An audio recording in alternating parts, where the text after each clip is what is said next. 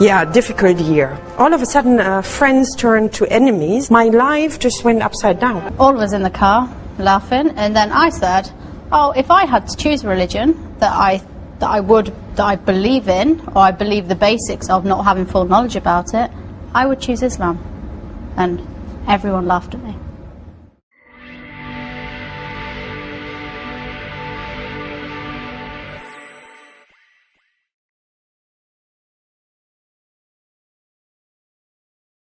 I used to travel a lot, and then it was about that I turned 30, so I thought, oh, I have to settle now. So I went back home, and I was looking for a job, and I couldn't find a job.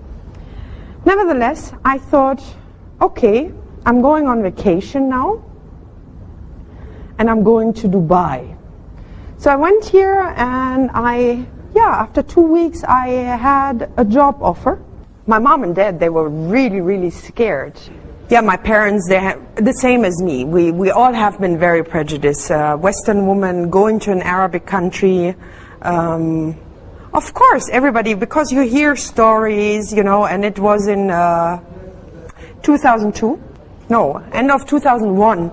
And you know, there was September the 11th and all these incidents happened, and of course everybody just expected something bad. I was raised with Muslims together. It started actually when my elder brother, he converted to Islam. And the reason why he converted to Islam was he married a Muslim woman, a Turkish woman. So being his sister and wanting to protect him in his decision, of course we went to Islamic centers. Well, I did. I went with him to Islamic centers. I attended some sessions. I was reading some books with him together, but it was never really convincing for me to say, oh, I convert to Islam now. It was not convincing for me. And then you're coming to an Islamic country and you experience Muslims in a different way. All of a sudden I thought, hey, they're actually very nice. Wow, they treat you really with respect. It's not like, I felt comfortable. And in the beginning, I mixed more with European than I would have mixed with other nationalities, because I wanted to keep my comfort zone. But then there was a point where I wanted to step out of my comfort zone, because all of a sudden this zone was not comfortable anymore.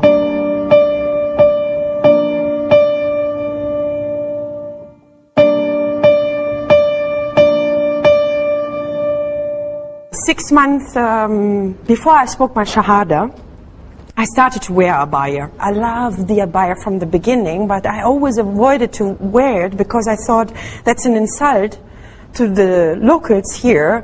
Me, the white one wearing this abaya, and everybody gets maybe offended or something like that. My ex-husband, at that time still my husband, he got really, he got bugged. Because my marriage was anyways a horrible marriage. So slowly I really distanced myself from my ex-husband. Back home, in our four walls, it was a discussion to get separated, and I was asking him all the time to move out, and he was always, no, you are my wife, and I'm going to stay here, and I will move out when I decide, and you know, all these, I'm a man and I decide. And then I woke up in the morning, that was the morning, and I woke up and I thought, okay, so today I will become a Muslim. So I did my shower, I got dressed, I went to work. I didn't tell anybody. Nobody knew. And when I was done with my job, I went to one of a sister, a German sister as well. She's already 7 years a Muslim. And I spoke my Shahada. And when I came home, and I just say, Subhanallah, and it was meant for me at that day. I came home, my husband still didn't know that I converted to Islam, and I didn't want to tell him at that time. And then I ask, because I was asking every day since the last 6 months, when are you moving out? And I thought, today I will ask him again. So when are you moving out? And then, subhanallah, he said, today I will move out. I'm packing my clothes already. So that was already a sign of Allah that I did the right decision.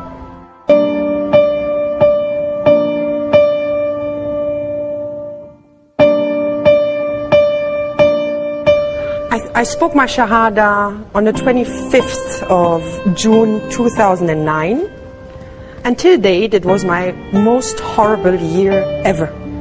The things what have been done in my previous life, they just were haunting me, and I just believe they just came up and popped up from here and there just to get solved. But it never happened that I lost my faith. There was not even a day till now where I said, why did I convert? That was never an option. No, actually it did the opposite for me. It made me much stronger, and all of a sudden I really started to read more, because I think everybody thinks when you are converting, it's just you speak the Shahada, you read a little bit Quran, and that's about it, and then you are Muslim.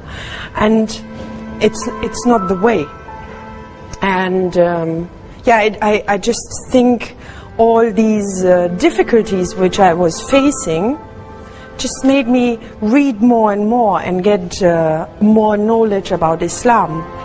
Yeah, difficult year. All of a sudden friends turned to enemies. My life just went upside down.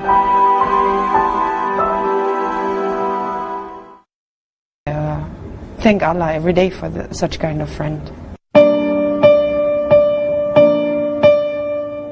Kate was not a Muslim at that time. Kate was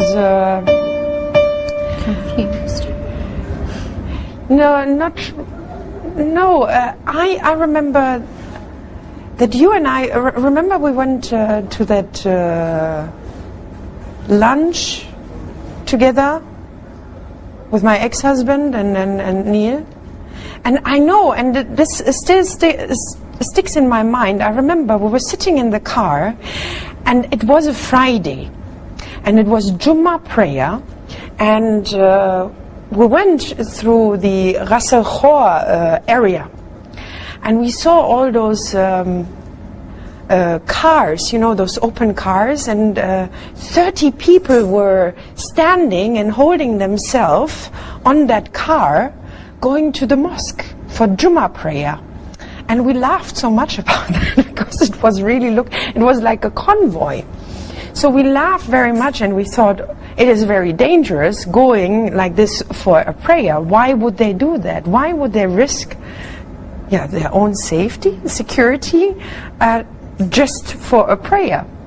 And we were talking that all of the sudden the talk was in that car about religion, and I remember that you said, I'm not religious, but if I have to choose what religion I would follow.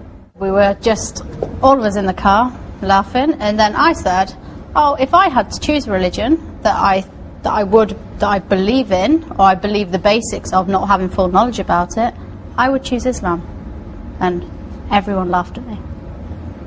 Why would you choose that? They're hypocrites, and that's how it all went on. Yeah. And then, it was a big topic, and that was actually where we, when we started looking into the religion, and we started more and more. From that day, I started really looking more into the religion, because the way people laughed and said, "Oh, hypocrites," and they're not hypocrites at all.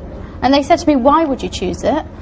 Because I believe in the basics of the religion, because that's all I knew at the time. And you look at the Arab families, and they're all very close knit, and I think that's fantastic. Whereas from where I come from, you don't all come together on a Sunday, which would be our day that all families come together. Everyone does their own thing. We all live our separate lives. Whereas here, Fridays, it's just such a family day. All I learnt from school when we were studying religious education, which is compulsory, so we had to study it, we learned all about all the different religions. When it came to Islam, my studies teacher said to me, to sum it up, Islam, the people that follow it, they're a bunch of terrorists. And that was it. That's all we learned about Islam. Nothing else. And that's stuck in your mind. And think of all those people then, if that's the attitude of what the teachers give him. And we had no Muslims in our class anyway. And of course, when you're younger, everyone just laughs. But that's all that's stuck in the mind. I was asking more questions more than anything. I didn't go to any Islamic centres, read any books. I was just more inquisitive, asking people about their religion. But I had to put all the thought into it. I don't just want to convert, just to be one of those people that says, oh yeah, I've converted. I'd seen Huda go through it, and I'd seen how she had changed, because there is a massive change in you. Then how she got through the stuff she has due to religion is a massive influence on anyone. When I look at myself before I converted and now, I mean, I was always there for everybody. You know, everybody came and told me their problems, and I was actually a problem by myself. I was fighting myself so much, but in order not to face my own problems, I always took on other people's problem, and then nobody was there for me. And when I converted, prayer was, and I told you to compare, when you have a nice pattern around your skin and you feel very comfortable, the same is for me when I do my prayer. The time between, sometimes it takes too long, where I think, oh, when is the next one? It just helps me so much. Yeah, it makes me lighter.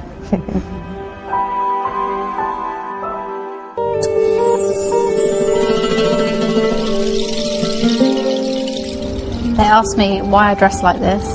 Straight away, who am I married to? And I said, well, I'm not married. Really? So you dress like this out of choice? I said, yeah. I said, I converted. You converted. But how come you don't cover your face completely? Because that's what people think, that you should be covering your face completely. And she was saying how interesting it is, and they're only here and they're flying back on Tuesday. And she said the conversation she had with us in that little time, she's learnt so much.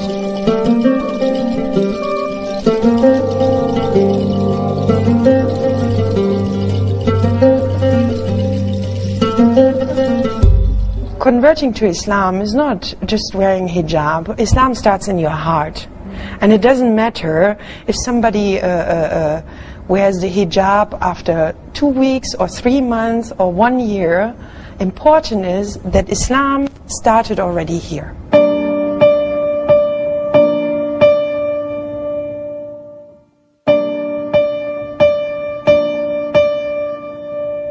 It's always something to turn to, your faith, always. It's always there. When you've had a hard day at work, sometimes I don't want to talk to anyone. I can go home, I can read the Quran, and it's just a way of settling yourself.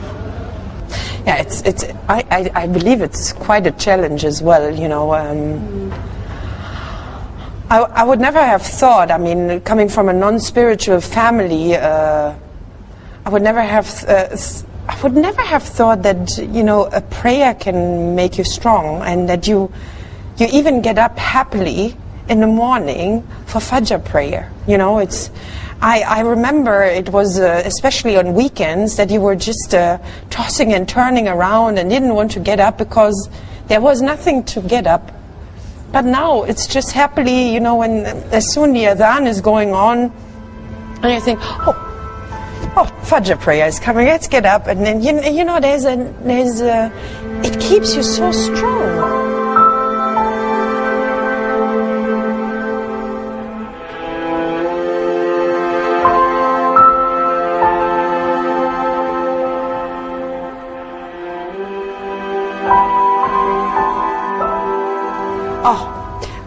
The first day when I came back to work, and of course most of the people, they knew that I converted, and I was wearing shayla straight away.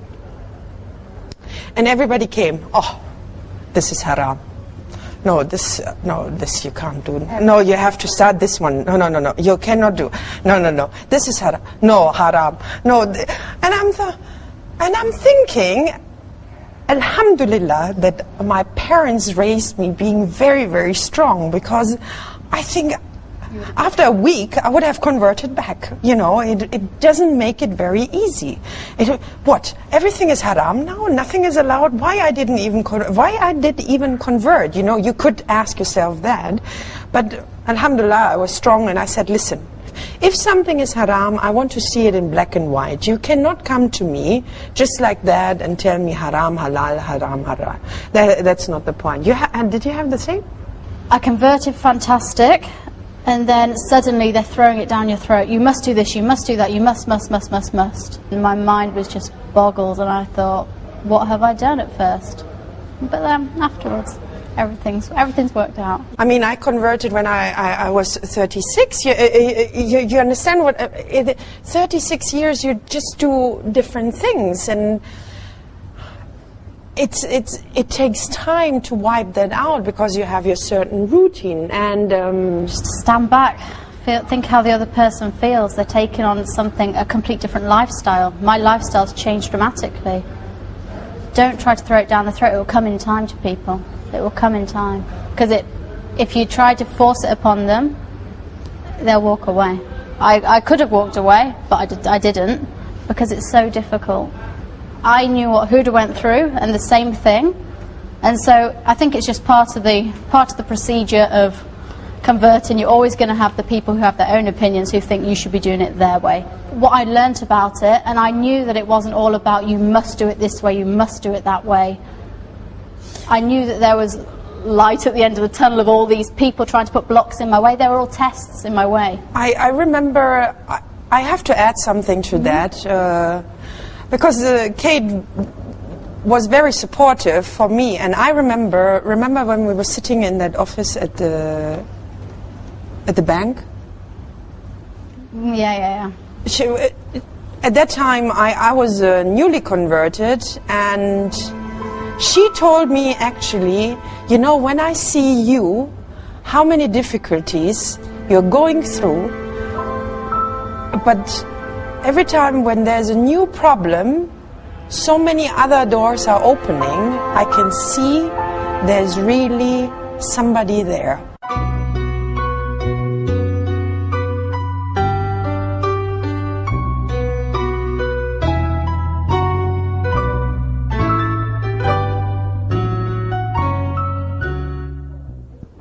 It's recording?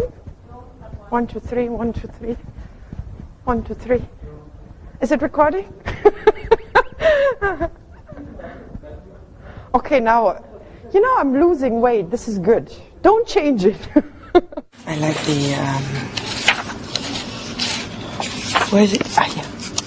Then, I used to read them like... My nan used to buy me them all the time, comics.